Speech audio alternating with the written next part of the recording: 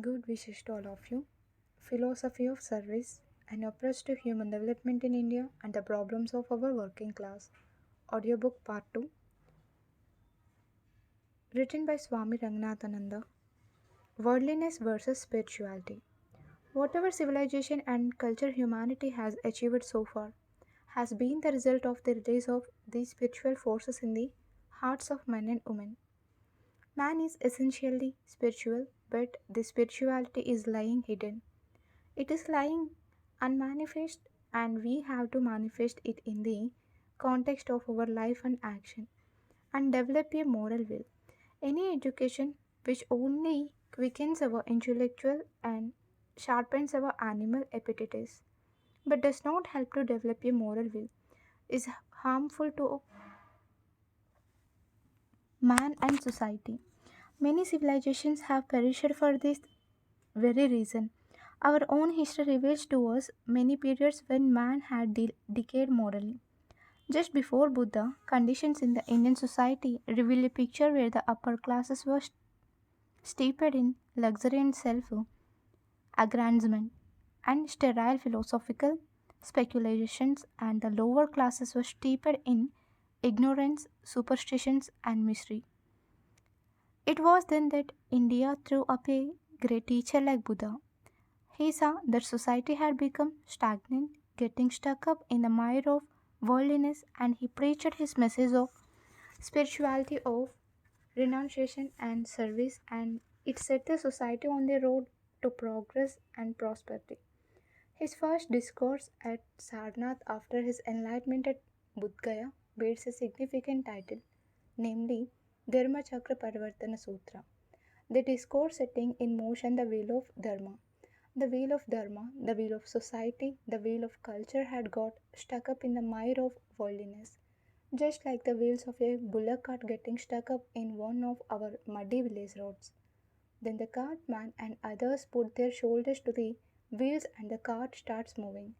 Buddha came, put his shoulders to the wheel of society, and made it move.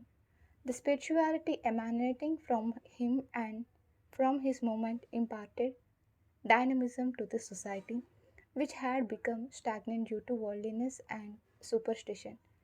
And for the next 1,000 years, the dynamic energy of spirituality contained in Buddha's message made India march to prosperity and greatness, made her expand even outside India, and laid the whole of Asia in deep spiritual debt to our great country. This has happened several times in our history, and this alone accounts for the impressive continuity of our long history. Roman civilization developed the stagnation of worldliness in its later phases. Luxury and love of ease sapped the vitality of its otherwise gifted citizens until a time came when Roman citizens were not prepared to work to produce wealth and to face any hardships. Even in the defense of their glorious empire, they depended on mercenaries from neighboring countries for the defense of their empire, and on the work of slaves and other people for agriculture and industrial production. And the result was that when foreign invasions came, there was not the national will to defend the empire, and the whole civilization fell, never to rise again. Character centered in a socially oriented will. These are all episodes from past human history from which we should take lessons and warnings. We are trying to build up a new state, a new society on our sacred soil, deriving its strength not from a minority of the elite, but from the millions and millions of our people. If our constitution has anything inspiring about it, it is this, that for the first time in our long history, we are building the political structure of our nation on the willing consent and on the strength thereof of the millions and millions of our people of all classes, races, and sects, and not of a minority at the top. The language of our constitution is we, the people of India, give ourselves this constitution. The constitution is but the repository of our national vision and argue and the promise of great things to come. But we have to work hard to make promises flow into performances, to make vision flow into action and achievement. How we can do it unless we learn to work honestly, to work efficiently, and to cooperate with each other. And all such ideas of working together, cooperating with each other involve team spirit, which is the first fruit of the psychosocial evolution referred to by Julian Huxley. It betokens the beginning of human spirituality, of the manifestation of man's higher self. This is character centered in a socially oriented way. With the character comes mutual trust, cooperation, team spirit, and all round efficiency. With the character as his strength, a man is able to go beyond himself and dig his affections in the hearts of others and elicit a response from those hearts. With the character efficiency, therefore, a new man comes upon the scene. Character is the only basis of all enduring interhuman relationships. Take away character, the whole social structure tumbles down piecemeal. Vivekananda warned us more than 70 years ago against the tendency in India to mere imitation of Western institutions, Western ways of work, Western modes of life, without acquiring the character efficiency which is the source of the strength behind those institutions. Addressing the citizens of Lahore in 1897 on the subject of the Vedanta, he said, the complete works of Swami Vivekananda, ninth edition, volume 3, page number 429 to 31. You may make thousands of societies, 20,000 political assemblies, 50,000 institutions. This will be of no use until there is that sympathy, that love, that heart that thinks for all, until Buddha's heart comes once more into India, until the words of the Lord Krishna are brought to their practical use. There is no hope for us. You may go on imitating the Europeans and their societies and their assemblies. Where is the heart here to build upon? No sooner do we start a little joint stock company than we try to cheat each other, and the whole thing comes down with a crash. You talk of imitating the English and building up as big a nation as they are, but where are the foundations? Ours are only sand, and the building comes down with a crash in no time.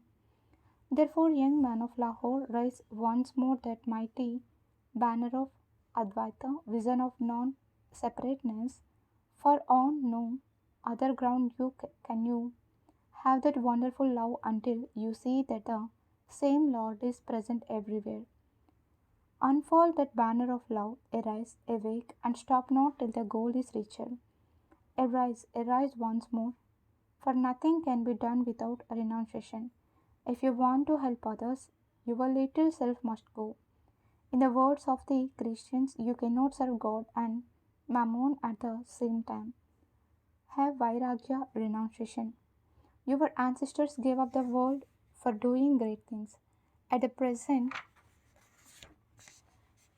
at the present time, there are men who give up the world to help their own salvation.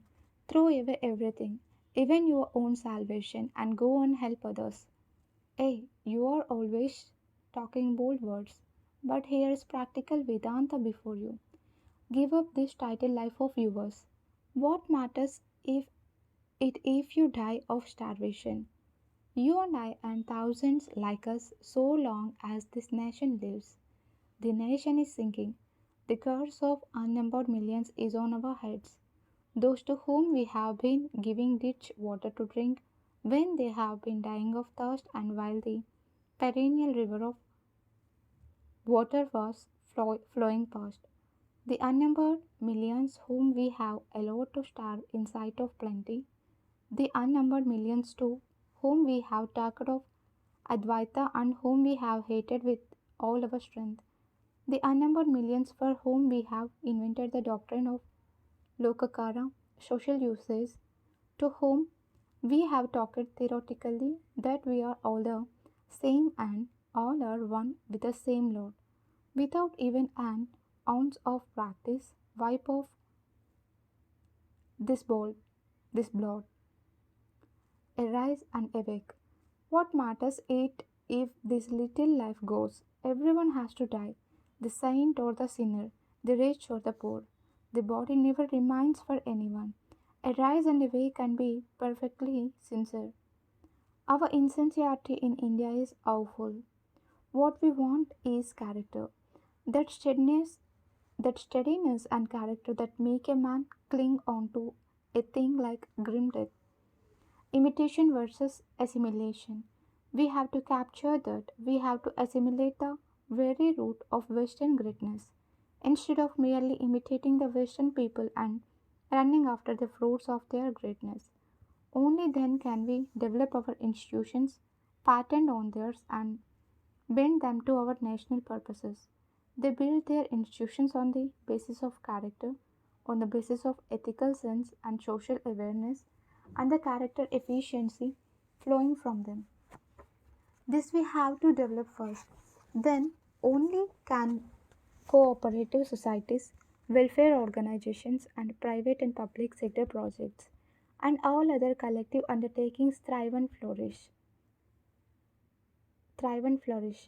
Whatever constructive work we have done in India during the last 60 or 70 years is entirely due to a section of the Indian people becoming inspired by this modern spirit of progress. By their acquiring this modern spirit of social awareness and its concomitant fruit of character efficiency. Today, our nation needs to develop this character efficiency in a big way through acquiring this capacity to go beyond one's little self and manifest one's higher self. This is the only way to raise the moral tone of our people, to raise the spiritual strength of our nation. And this is the primary source of strength for man. This is Vedanta because it is instruct to him and capable of taming and elevating all extrinsic sources of his strength, namely wealth, pedigree, and power. Atmana Vindate Viryam. Through knowledge of the Atman, man achieves great energy, says the Upanishad. When life moves in this direction, service and dedication become increasingly spontaneous. This man-ward moment becomes that silent God-ward moment of the inner man. India, a mighty anthropological laboratory. Since our independence, our free state has instituted several services. We have over 13 or 14 central services and several ones at the state level. These are all specialized services meant for particular purposes. They have their relevance, but when we speak of service in the context of our society, we do not mean any one of these services. We mean the attitude to the work that one is called upon to do, the attitude to one's fellow citizens, the attitude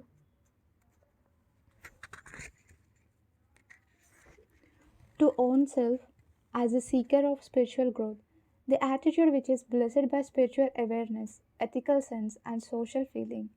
It is here that man reaches out to something beyond his limited, truncated self. It is here that evolution ceases to be merely organic and biological and rises to higher spiritual levels. The whole of India today must be considered by each one of us as an anthropological laboratory, as a mighty sociological apparatus for experimenting on the subject of man, his growth, development, and fulfillment. Our immortal spiritual tradition of Vedanta, aided by modern thought and modern techniques, provides us with a necessary guidance and stimulus in this great venture. We have to courageously face the task of nation building through building up the manhood and womanhood of over 550 million people. This is the most exciting work for any intelligent, heroic people. We have to ask ourselves as to what type of society we want to evolve in India, what type of human excellence we shall aim for our people. Our people have suffered enough. They have been neglected. Except for being exploited, the world The whole nation bears the impress of arrested growth through continual thwarting of human purposes, first by invaders from without and then by invaders and exploiters bred from within. The harshness of our hearts has been the bane of our nation for centuries. The weak and the backward had no place in our society. Them we always push it to the wall. This national sin, this blot on our national honor. In the words of Vivekananda quoted earlier, we have to wipe off today. That is a glorious opportunity and privilege of every educated citizen of free India. And contemporary world conditions are extremely favorable and propitious for a successful assault. For the first time in our long history, on this erstwhile impregnable fortress of selfishness and exploitation, ignorance and superstition, slavery and its concomitant of jealousy, all buttressed by a smug and static pity, fringent worldliness. This, this amalgam of dark forces has undone our history and retarded our national growth for over 1,000 years. That history teaches us one bitter and solitary lesson that our nation during this long period ceased to be the creator of history and remained at the backyard of history. Other nations created history. We become victims of their history. Our follies and our prejudices, our pettiness and our meanness, our want of political vision and wisdom, our incapacity to combine for a national cause. All these have militated against India's developing a strong body politic for herself, forging a healthy body for India's eternal soul. The soul of India is eternal, it is bright and pure and strong. The whole world feels the enlivening touch of that eternal India.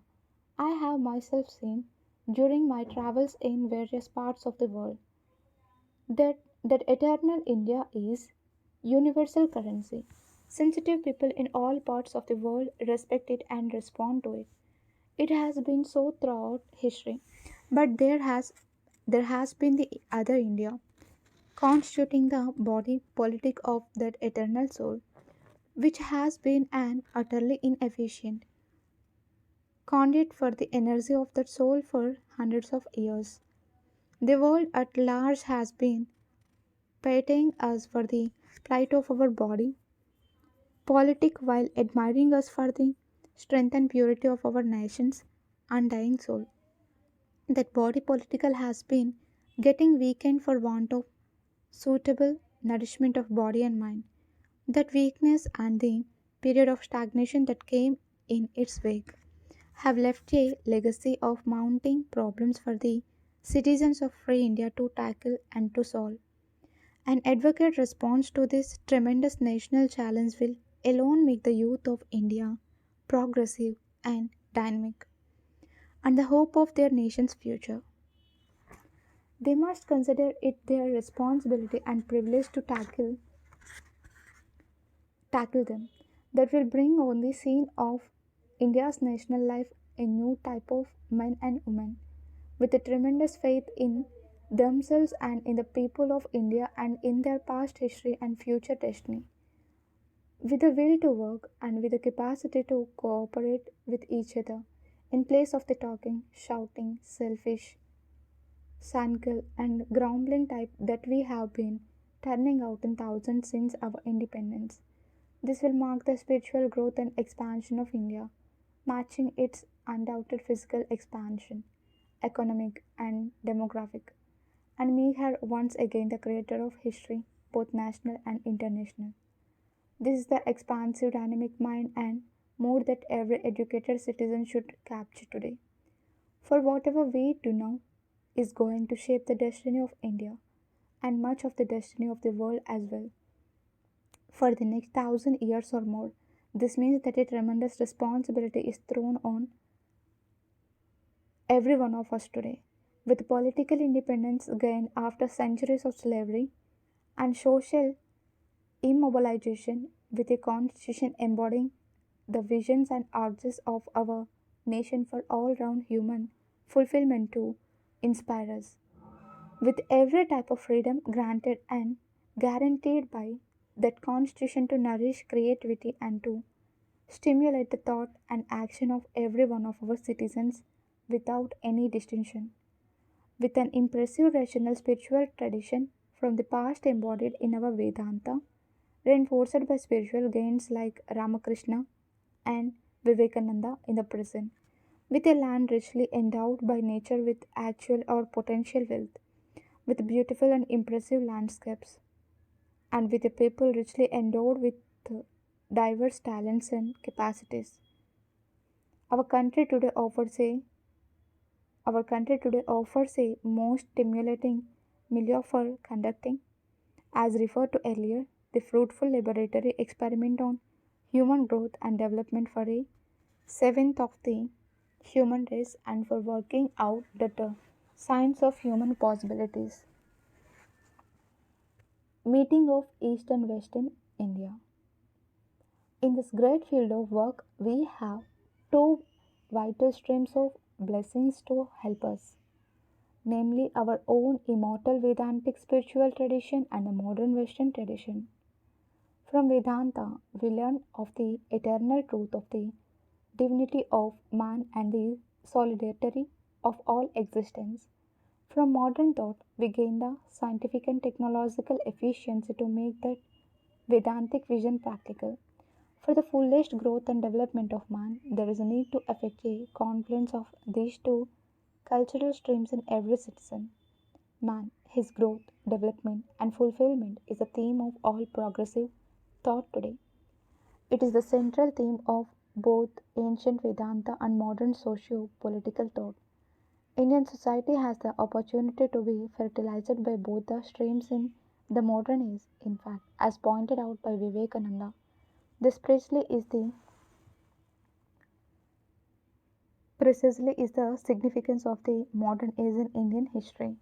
The assimilation of Vedanta and modern thought will make India great not only spiritually but also intellectually, economically, and socially. And from her great historic path, she will march forward to a future greater and more creative than all her past ages.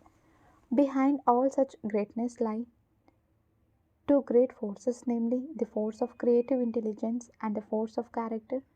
We did not lack intelligence as a people, but its cultivation was confined to a minority by short sighted socio religious policy. But in the absence of social awareness, we failed to achieve character efficiency, and for the lack of character orientation, our intelligence tended to be static and failed to achieve creativity. During the past few centuries, we did produce men of vast learning, sometimes encyclopedic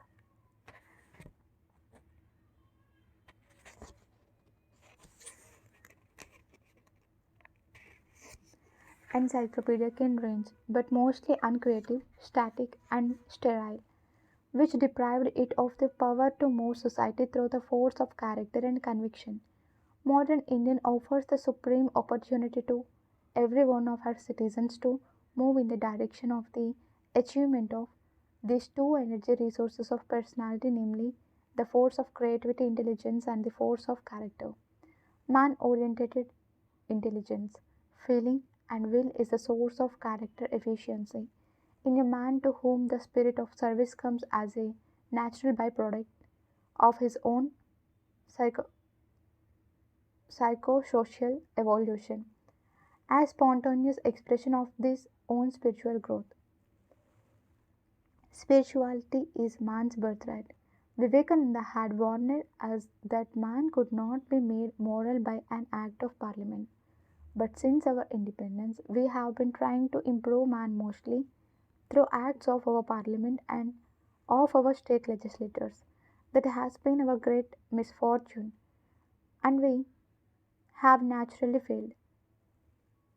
We have to realize today that the only way to change man for the better is through education, which, as defined by Vivekananda, is the manifestation of the perfection already in man.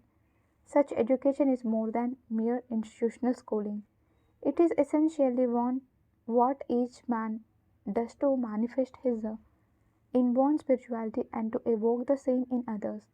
But our education today makes for mental stagnation and greater self centeredness. More or less, that is true of contemporary education in all parts of the world. Self centered has become the vice of modern civilization, says Toynbee. Sorkin, the eminent sociologist of the Harvard University, also warns us that modern civilization can be saved only by manufacturing a little more of altruism in the human heart. Betrayed Russell speaks of the need to have a little more of love in the human heart if civilization is to be rescued from its present mess. How to manufacture this altruism, this love in the heart of man, how to develop this genuine human concern, is therefore a subject of more than national significance today. Technology cannot help us here. We cannot make men good and kind and altruistic by developing a new serum and injecting it into them. Science can denature plutonium, but it cannot denature evil in the heart of man, says Einstein. Neither can it be achieved, as has been said before, by acts of parliament, nor can socio-economic improvements brought about by political and administrative measures by themselves produce the good man or the happy man. They at best constitute the conditions for the production of the good man or the happy man. It is only by taking due note of the third or the inner spiritual environment of his life and ensuring its nourishment, by directly tapping his inner energy resources, by penetrating to the infinite resources of the spiritual depths of his personality, that man develops his ethical sense and moral awareness. Buddha was endowed with infinite compassion and the spirit of service. These were not the products of the food he ate or of the socio-political circumstances of his external life. He just grew into an infinite personality. He just manifested the inborn perfection of his nature, what is also the birthright of every human nature. External circumstances have relevance in the early stages of this manifestation in the case of ordinary people. But at some stage, man has to tackle himself, tackle the forces of life, and not remain a plaything of external circumstances. The knowledge and discipline of the forces of this inner world constitute the scope of the science and technique of spirituality, according to Vedanta. Man has to take from the hands of Mother Nature the responsibility for his own evolution, for which he has been provided with the necessarily equipments by nature herself. The failure to do this is the tragedy of man under modern social security philosophies, as predicted by Schopenhauer about 100 years ago. The World Has Will and Idea, Volume 1, page 404. All men who are secure from want and care, now that at last they have thrown off all other burdens, becomes become a burden to themselves. If there is if there is one single teaching of Vedanta that needs always to be kept in view and that can redeem man from his inner emptiness, it is a teaching that man is divine and perfect. Infinite energy is in the heart of everyone. That is his birthright. He has not to beg it or borrow it from someone else. As our great political leader, Lokamanya Tilak, gave us a great political mantra, Swaraj is my birthright, which galvanized our political life. So also this Vedantic mantra, spirituality is my birthright, will galvanize the moral and spiritual life of every man and woman. Man's struggles in society for wealth and welfare, education and culture have also to become the venue for another silent struggle within him, namely the struggle to manifest his inborn spirituality. This is the most precious and urgent lesson India has to learn today. The utter worldliness into which many of our people have fallen in recent times following the policy of I and mine first, and the devil taken the hindmost, has only resulted in dwarfing the Indian personality and dwarfing collective human purposes. This is what has made for widespread indulgence by our people in all sorts of corruption and malpractices. We have invented many new forms of social malpractices which other nations even do not know. Today, we indulge in all sorts of indiscipline, revealing a mentality of long experienced slavery, for only slaves resent discipline, but free men never. The external freedom that came to us in 1947 has yet to grow into inner freedom in most of us. These social maladies are the product of a view of man which reduces him to mere psychophysical dimensions, and in which the psychosocial man is muted. In that view, the spiritual man is nowhere in evidence. Ethical sense and social concern, and spirit and mood of self discipline are the fruits of spirituality. And if we are to build our nation on enduring foundations, we have to build on spirituality and not merely on economic amelioration measures. This is what Vivekananda describes as man making with a view to nation building. All politics and economics, science and religion are meant to advance the cause of human growth and fulfillment. Unfortunately, since our independence, we neglected man in ourselves and in others, and concentrated on the external circumstances of his life. We had thus devalued man long before we were forced by economic and other circumstances to devalue our rupee. That is why we are in such a mess today. Our post independence generation. A new India is coming up in the children of the present generation. They are unlike the children of the earlier generations. They are more intelligent, more vivacious, more alert, more fearless, and more straightforward. These are sterling character assets, but they are deficient in social sense, in social responsibility, and in the concern for other individuals and groups. They exhibit more than the healthy level of intolerance and aggressiveness. The result is that they have become a problem to themselves and to the nation.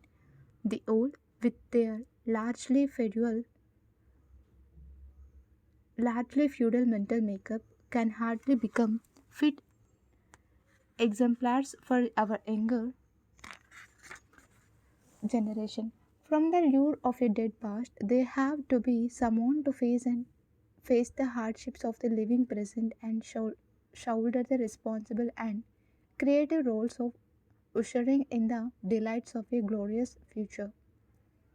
Their energies, now functioning like undisciplined elemental forces such as that we experience in floods and earthquakes, need to be made creative by self discipline through a nationally oriented will. Our scientific technology is engaged in disciplining these element forces of nature to enhance human happiness and welfare. We need a similar spiritual technology to display the energies of our youths to enhance their own and the nation's welfare.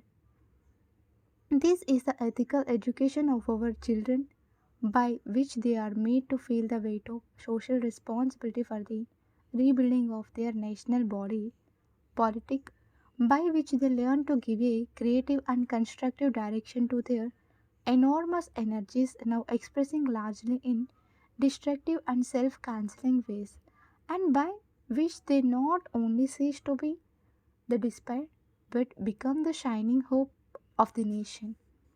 Vivekananda wanted our nation long steeped in tamas, inertia, which is foolishly mistook for sattva, dynamic calmness, to rise to the dynamism of Raja's energy before rising to the equilibrium of Sattva. The nation has attained these Rajas in its young generation today.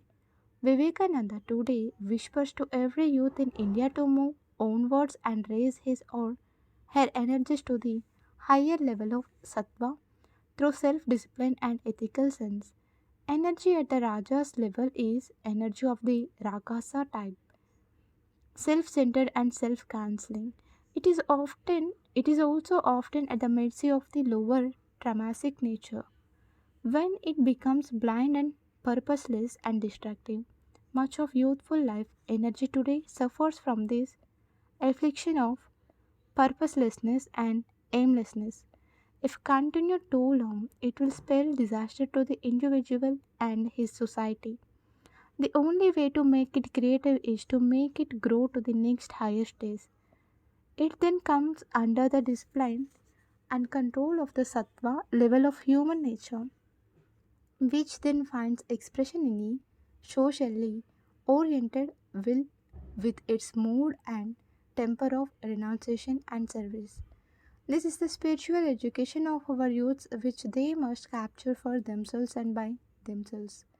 In the spirit of the heroic exhortation of Krishna in the Gita, instead of complaining that the state or society does not do this or that for them. The timid versus the heroic.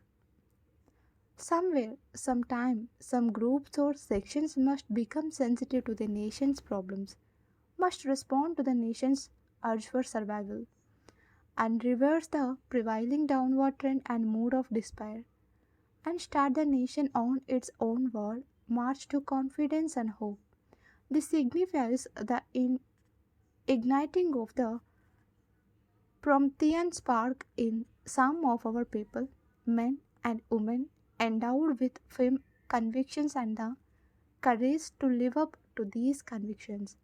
Social problems often present themselves as vicious circles, such as what are expressed in questions like: does man create the social environment, or does the social environment create man? The timid remain in them and just discuss them mutually, only to throw their hands up eventually in despair. They are bundles of opinions which, in the words of a scientist, are but the rattles of immature minds, and which have no power to move the world. But men of the heroic mould transform opinions into convictions and develop the power of impact to break all vicious circles. And they are the creatures of history. They move onward and the nation marches behind them. This is the force of character centered in a socially oriented will. This will this was a blessing that man in India missed all these centuries. And this is the blessing that modern India received from its outstanding leaders like Vivekananda and Gandhi. This is the Vyavasayatmika Buddhi expounded by Krishna in the second chapter of the Gita. Even a little bit of which can save a man or a nation from great fear.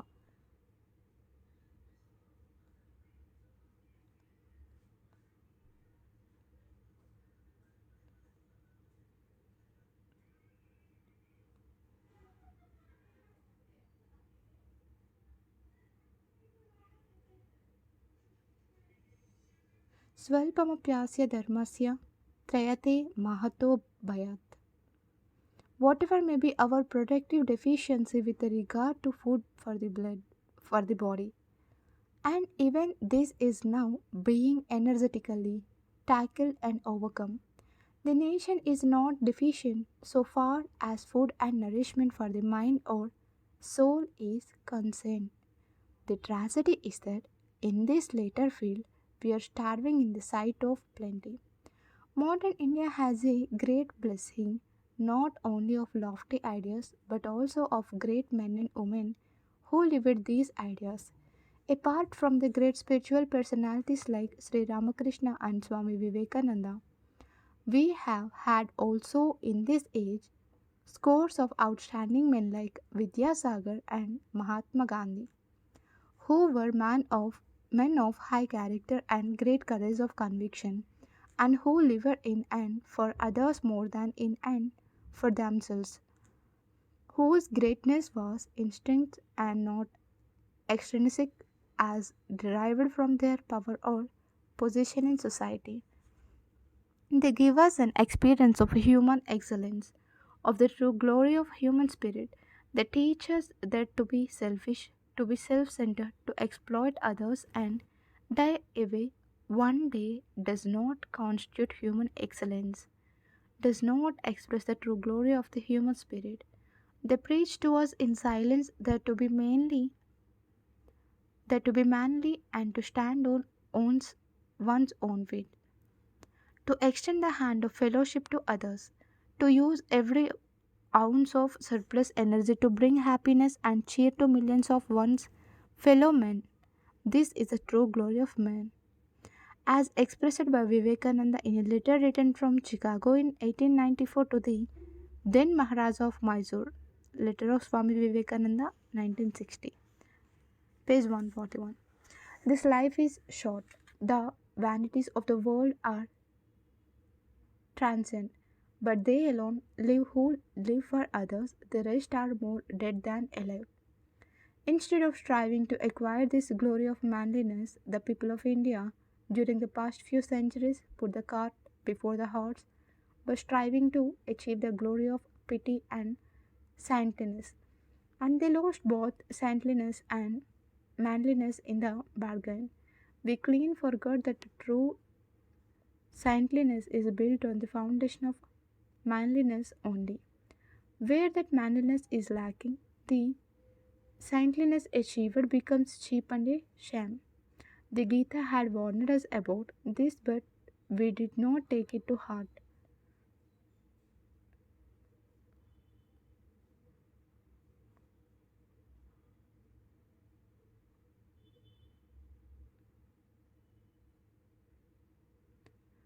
Na karmanam anram bhat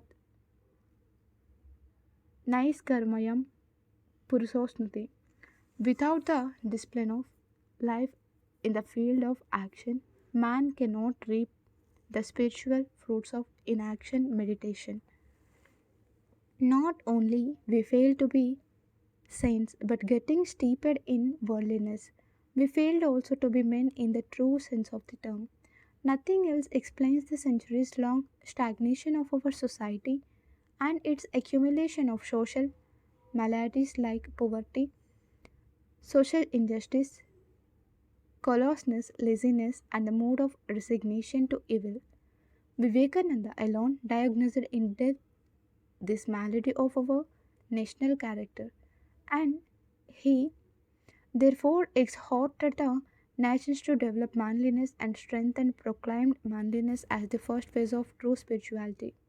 He became the preacher for the first time since the Gita of a man making education and a man making religion. The householder growing into the citizen. Service is the first fruit of such an education and such a religion from which it issues spontaneously, naturally, without the feeling of being forced to sacrifice and without expecting special external endorsements to prop it up. Herein we see palpably the spiritual growth of man and the dynamic march of evolution beyond the organic level. Where this dynamic evolutionary movement is absent, human life gets stuck up in worldliness and becomes stagnant. Such stagnation is death, says Vedanta, and it is more to be feared than physical death. Sri Ramakrishna exhorts us to avoid this pitfall of spiritual death, says he. Live in samsara or the world, but allow not samsara or worldliness to get into you. That will make you stagnant. A boat will be on the water. That is its natural place, but water should not be allowed to get into the boat. That will render it unfit for the purpose for which it is meant. In this illustrative teaching, Sri Ramakrishna has compressed the entire message of social ethics and practical religion.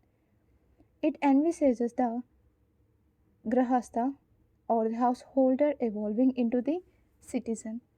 It exhorts the biologically and physically conditioned man or woman to grow into the freedom and expansiveness of the spirituality of citizenship, which manifests itself as renunciation and service, tyaga and seva. This is a type of men and women that we have to turn out in increasing numbers in our society today. When we do so, we lay the foundations of the new democratic structure of our nation on rock. But today it has only sand for its base, and it is certain that, as remarked by Jesus in his parable, a building built on sand cannot stand.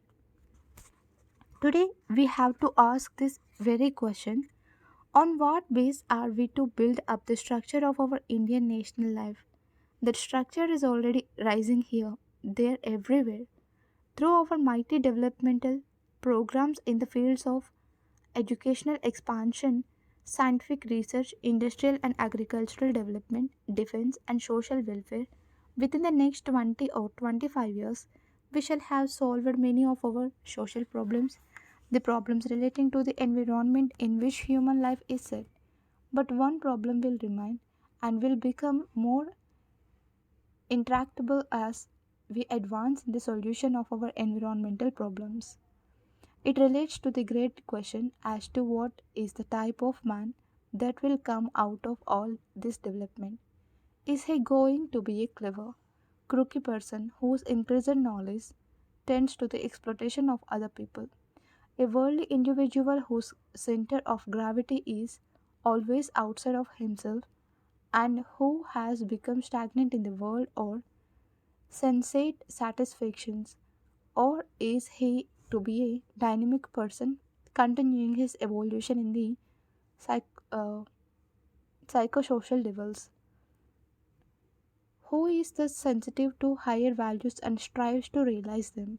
And who has achieved or is striving to achieve the threefold integrations referred to by Bertrand Russell, namely integration between the self and nature outside, integration between the self and society, and integration between the diverse forces within the self itself. The central problem of society, namely the problem of human excellence, must be tackled from now onwards. The type of men and women that we want to see in the India that is emerging.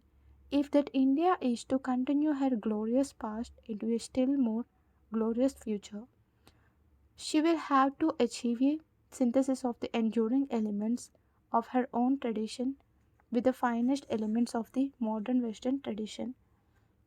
This meeting of East and West was achieved in a big way in Swami Vivekananda. Every Indian citizen must achieve it in a measure in himself or herself. Vivekananda exhorts every Indian to strive in this direction.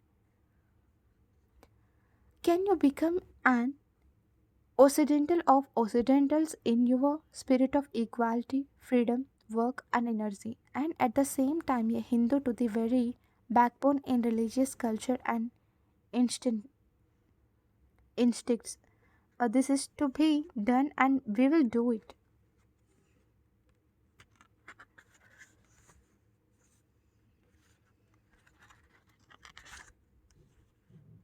You are all born to do it. Have faith in yourselves. Great convictions are the mothers of great deeds. Onward forever. Sympathy for the poor, the downtrodden, even unto death. This is our motto. What a noble vision of human excellence has been presented here. Every Indian citizen must strive to incorporate that vision in himself or herself as much as it lies in his or her power. Some may achieve it more, some may achieve it less, but everyone has a common ideal of human excellence towards which he or she will be moving. This will provide a healthy direction to national energies and purposes, which will then cease to be self cancelling and destructive, but become dynamic and creative. Then will begin the march of India with steady steps and with a sure and clear vision. Unlike the oblique steps of her blind movement today, this is the privilege and opportunity of citizenship in the sovereign democratic republic of India today. That citizenship cuts across all divisions based on caste, community, profession, sex, or social position and is the focal point of unity, loyalty, and service for all the 550 millions of the Indian people.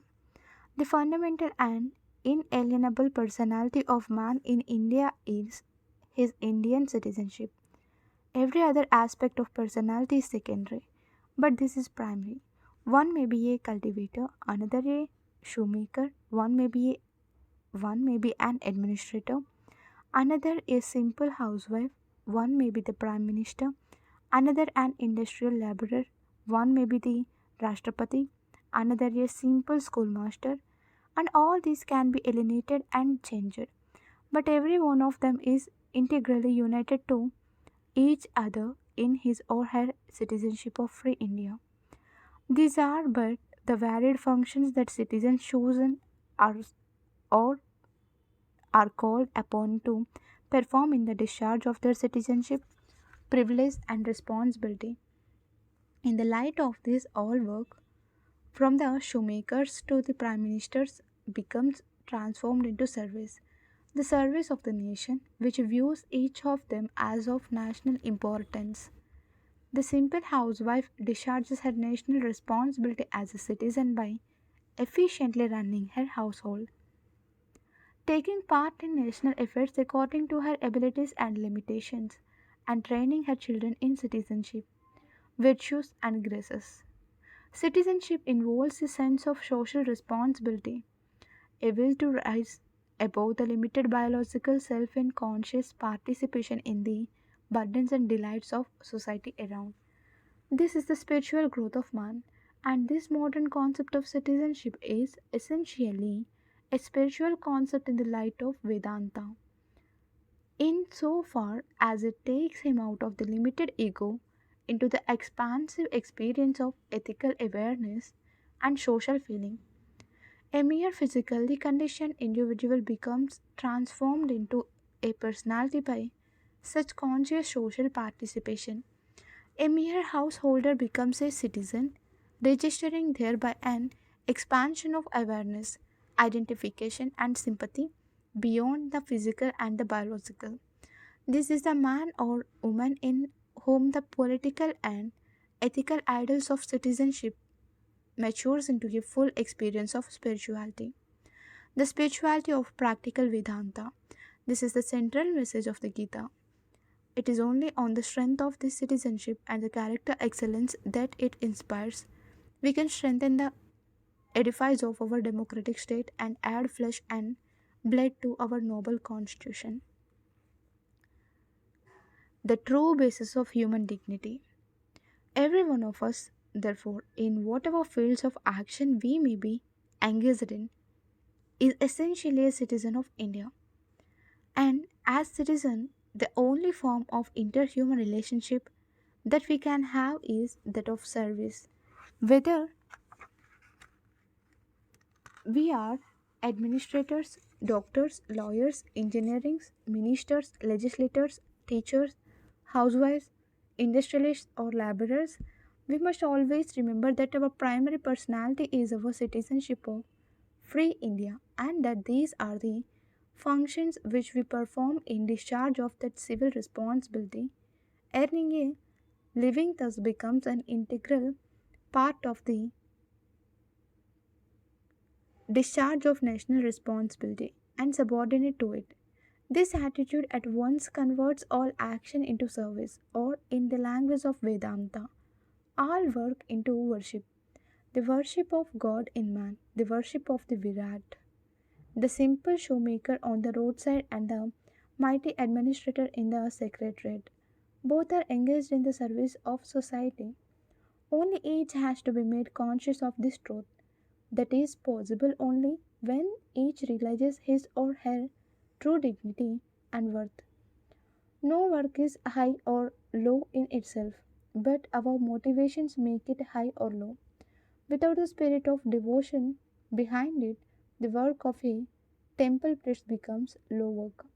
With the spirit of national service behind it, the work of the farmer or industrial laborer becomes high work.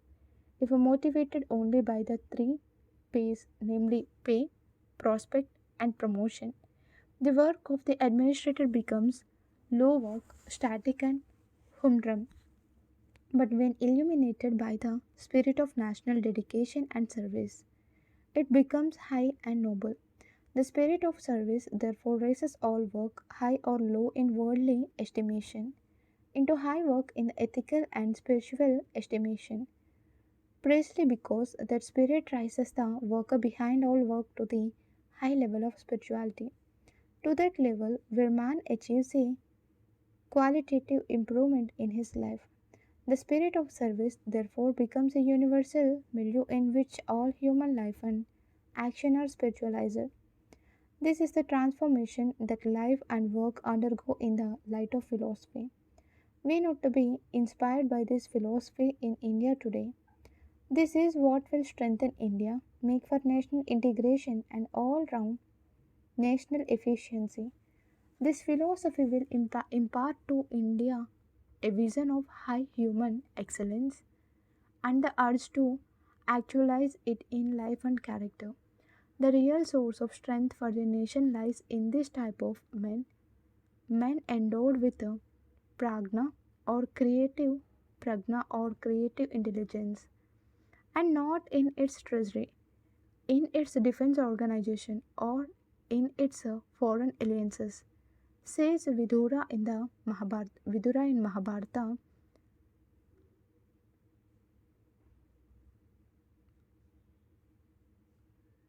Yat Bhalanam Bhalam, Sreshtam Tat Prajnam Bhalam Yuchyate. The ethics of national integration. National integration is a result of ethical awareness. Mere aggregation of individuals does not constitute a nation, just as mere accumulation of bricks does not make a building. It is cement that joins bricks to brick to make for the integrated structure of the building. The cement that joins man to result in the integrated structure of a nation is ethical sense, or what the Mahabharata terms dharma, as defined by Krishna in the Karna Parva. Dharnath dharma, Ityah dharmo, Dharyati praja.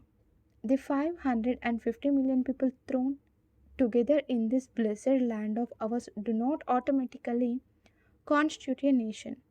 We need an integrated principle or value that will unite man to man.